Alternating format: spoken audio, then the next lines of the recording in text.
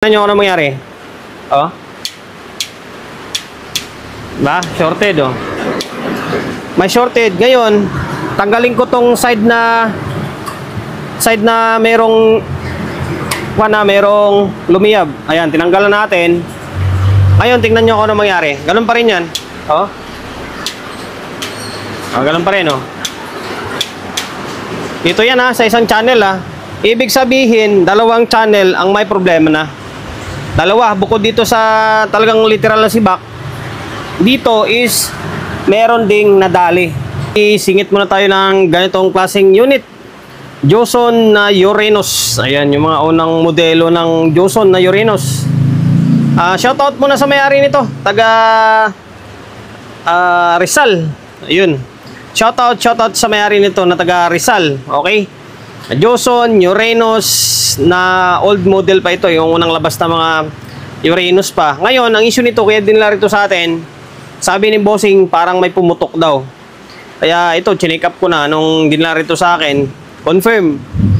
Ito, sibak ko. Sibak yung mga transistor. Okay, malala to. Sigurado, mababa na yung mga dalawa na lang natira siguro transistor dyan or mga isa na lang. Sana tiran tayo ng medyo marami-rami pa. And then pati itong kabilang channel is sibak din ito. Ito din. Shorted na rin ito. Shorted na rin yan. Ngayon, pakita ko sa inyo ha. Naka-plug din dito yan oh. Sensya na kayo, medyo maingay, maulan. Tingnan nyo ano mangyari. Oh. Ba? Shorted oh. May shorted. Ngayon, tanggalin ko tong side na merong merong lumiyab. Ayan, tinanggalan natin. Ngayon, tingnan nyo kung ano mangyari. Ganun pa rin yan. Oh. Oh, ganun pa rin oh. Dito yan ha, sa isang channel ha. Ibig sabihin, dalawang channel ang may problema na. Dalawa, bukod dito sa talagang literal na sibak, dito is meron ding nadali. Okay? Wala na tayong patumpik-tumpik dito. Banatan na natin to. Ang gagawin natin dito is lalagyan na rin ng fuse to. Lalagyan ng fuse tapos i-fix bias natin. And then, request ni bossing, lalagyan daw ng extra fan dito. Okay? Simulan natin. Baklasin natin dalawang channel na agad para mabilis yung video natin. Binaklas. And then, binaklas ko na side sync nya para mas mabilis yung video natin.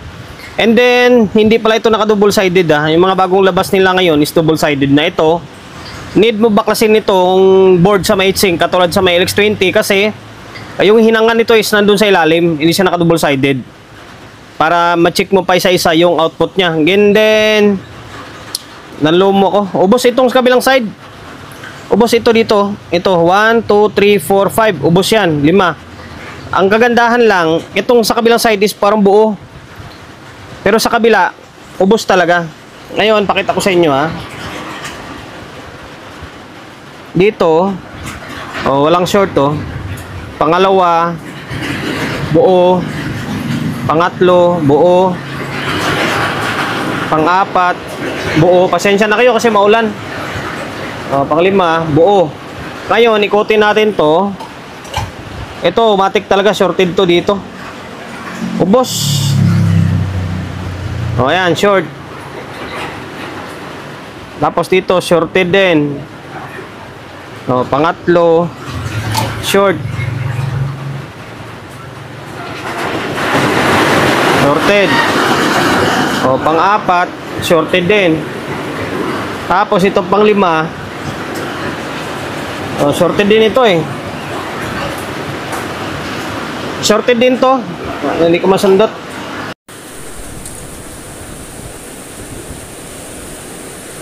O, ayan o, short din o. Tapos, itong bias niya is short din o. Diba? Okay. Sira ito lahat. Itong, anong value niyan? C5200 sa positive side. Ubos to. Ubos. 1, 2, 3, 4, 5. Panlima itong sa may 669. Okay. Tapos, tinisting na namin bossing kanina bago siya umalis. Yung relay nito hindi gumagana. Hindi na rin pumapalo ito. And then ito. Baling gumagana na lang is dito sa may soft start na lang niya. palitan na natin agad ito. Tapos, tanggalin ko muna ito, biyak yan, no? Kapag ganitong sunog, kadalasan sira ito. 1, 2. Tapos ito mga switching diode dito, 41, 48. Check nyo ito. Check nyo itong apat na to. Kasi kadalasan nasisira yan. Tapos itong drive nyo, kadalasan sira yan. Okay, tapos yung natusta na to is 150 ohms to. Tapos fix bias natin. Okay, fix natin to. Ito, katulad din sa LX20 ang ginagawa ko rito. 220 differential, tapos 1.8 yung bias niya. Okay, pasadahan natin. Ganito kadami yung sa isang side lang, ha. Lahat ng bloke na open din. Kung 5 pares yung, ay 5 piraso yung output, 5 piraso rin yung na open. Okay, yan, tanggalan natin. Dito na side yan, nasa kabila. Tapos dito 150 ohms. Tapos yung bloke, papalitan natin yan. Tapos 1837 and then 4793. Tapos isang tayo dito 4148 na open. Open yung isang 4148. Dalawa lang yan, kung di ma-open magsushort. Basta check nyo yung apat na to. Tapos yung 551, 5401, palitan nyo yan dyan. Dito nga, biyak na yung kanina eh. Ano ba yun? Ito biyak to. Yan, biyak oh. Ngayon, meron pa, i-check ito to, yung 10 ohms. Baka makalimutan nyo sa may base. Minsan nasisira rin yan, kaya check nyo rin yan. I-tester nyo kung buo pa siya or open na. Okay, ngayon naibalik ko na yung mga bloke na side dito, ha. Palitan natin yung output. Tapos itong relay pala, relay, muntik ka makalimutan. Tinanggal ko na. Mamaya makalimutan natin ni palitan. Naibalik natin yung side sync, mahirapan ulit tayo pag baklas. Okay, pinalitan ko na lahat ng mga pyesa. Nakalimutan ko. Testing pala muna bago ilagay sa may heatsink. Nilagay ko na agad sa heatsink, pambira na yan. Sana wala nang problema to. Mamadali kasi ako. Ayan, 220. Ayan, 220. Tapos 1.8K. Okay, tapos pinalitan natin to. Say, 1837, tapos 4793. Mga pinalitan ko, 551, 5401, tapos 4148. Tapos saan pa? Okay, dito D669 yung value nito. D669, ito sa bias niya. Tapos ito, lahat ng output na to bago na yan. Yan, pinalitan natin, bali 5 piraso yan. Tapos itong mga bloke, bago na rin to.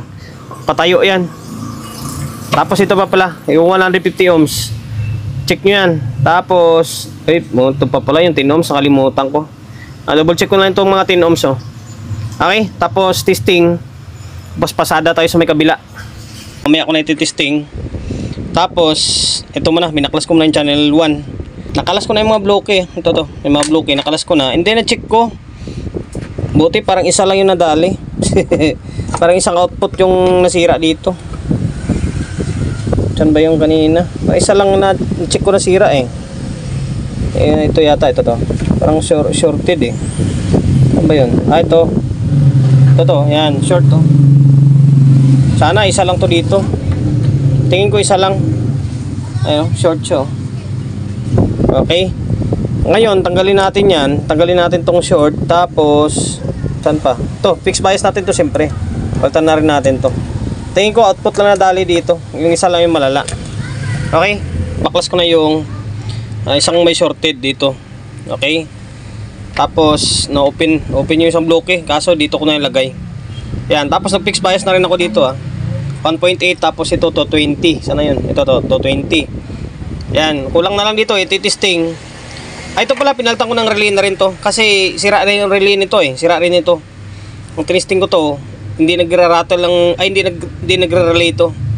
Yan, Broadway, Ganon din yung isa, pinalitan na natin yan. Broadway rin yan, Ngayon, lintik na yan. May problema yung channel ito.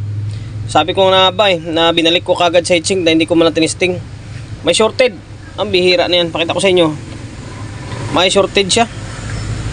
Parang pinalitan ko tong 5200. Parang nalusutan yata ako ng 1943. Tingnan nyo. Oh. Nyeta. Yan ang sinasabi ko May shorted. Paano yan? Binalik ko na sa may heatsink. Wala, baklas ulit. Binaklas ko ulit to. Ang bira, buo naman yung output. Ayun, pinapuputol ko na sana yung paa niya para angat, kaso mahirap. Buo naman yung output. Dito pala ako nagka-problema. Yung 1837 dito, nagkadikit pala yung paa nila, yung paghinang ko. Ang bira na. Ngayon okay na to. Wala nang shorted to. Ngayon pinutol ko yung diode. Akala ko nasa diode lang. Talaga minsan nagmamadali ka eh. Wala yung paa pala nito. Wala na oh. Wala siya shorted oh. Balik rin natin test prod. Wala na. Cut pala, nagka-dikit pala yung paa nitong 1837, pambira na yan. Kailan na, sabi ko nga pa eh, kailan na ibalik ko na sa heatsink eh. Okay, balik ko muna yung output, saka testing natin. Binalik ko na lahat to. Ayan. Yung isa, sana ba yung dinagdagan natin ng output? Sa ilalim banda. Napalitan na ng output yan, kumpleto na yan. Okay, ngayon, kasi haba lalo yung oras natin. Ayan, working na siya oh. Wala yung bulb oh, hindi umilaw. Ito naka-normal na. Ayun, yung bias niyan ay kasi maglalagay pa tayo ng fuse dito. Dami na sibak na output ah. 5 tapos 6. Buo pa rin kabila na yung kanina. Nagkadikit lang pala yung hinang ko. Pero sabi ko eh. Okay, yung bias niya oh. Nasa 0.3 lang ah. Okay. Itong isa pares lang oh. Okay, 1.8 and then 220 ang gamit natin dyan. Sa bias niya is 1.8 tapos differential niya is 220. Ngayon proceed tayo rito. Maglagay muna tayo ng fuse. Lagyan natin ng fuse to. And then mag-add ako ng extra fan dito kasi request ni bossing lagyan ng extra fan. Okay, naglagay na ako ng fuse box. Ito humingi ako ng pasensya. Magkaiba yung fuse box na nilagay natin kasi naubusan ako ng ganitong klaseng fuse box, isa na lang natira. Tapos naubusan ako ng ganitong klaseng fuse box, isa na lang din natira. Buti kami natira pa eh. Ayan, medyo magkaiba lang sila pero para sa naman fuse box yan eh. Okay, itim lang ito acrylic. Para sa hindi naman may takip. Hindi pa tayo nakapamili ulit ng bago eh. Okay lang, ayan. Kung saan ko siya nilalagay dito, o dyan, putulin mo lang to para yan magiging silbing fuse line mo. Same din dito. Putulin mo to dito, tapos yan, fuse line yan, dito. Okay, kasi paan ang diode yan eh. O ayan, ngayon, balik ko tong diode, kasi diode dito eh. Yan, hindi ka makapaglagay ng fuse line dyan, or fuse box mo, or fuse mo kapag hindi mo iangat ito. Kasi nakaharang yung diode. Pares lang sa LX20 yan. Okay, ngayon balik natin yan. And then sa kwan pala, kung nagtatanong ko anong ampere ang ginagamit ko dito is 15 ampere. Okay, 15 ampere. Yan, balik ko yan. Tapos maglagay ako ng extra fan dito. Okay, natagalan ako. Yan, binalik na natin. Ay, uwi pa si Solid J. Ayan o. Ito yung fuse natin. Tapos ito yung fan o. Ayan, naglagay tayo ng extra fan. Tapos sa mga nagtatanong kung saan ako nagkakabit or kumukuha ng supply, dito lang. Yan o, dito yung supply niyan sa may isa. Kumbaga nagparallel lang tayo. Lakas niyan. Okay, ito na siya. Nasira na yung Twitter ko ah. Wala na yung Twitter ng isa oh.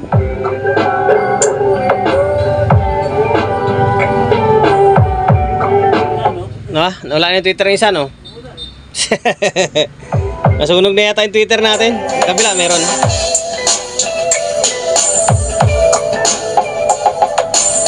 Pero okay na. Okay na yung audio niya. Hanggang dito na lang.